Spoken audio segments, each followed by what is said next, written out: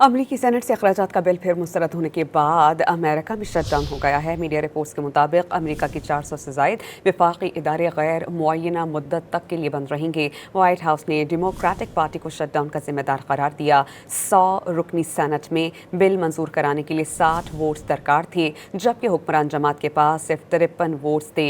Democratic bill senate पहले ही मुस्तरद कर चुकी थी, जिसकी हिमायत में 47 और मुखालफत में 53 वोट्स पड़े थे। साल 2018 में भी सदर डोनाल्ड ट्रंप के दौरे हुकूमत ने तवील तरीन यानी 35 रोज़ा शट डाउन रहा था।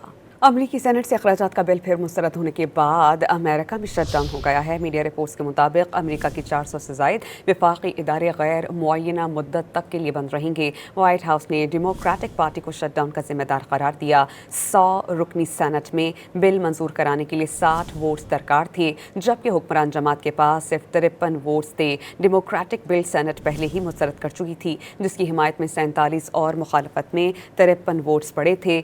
साल 2018 में भी सदर डोनाल्ड ट्रंप के दौरे हुकूमत ने तवील तरीन यानी 35 रोज़ा शट डाउन रहा था।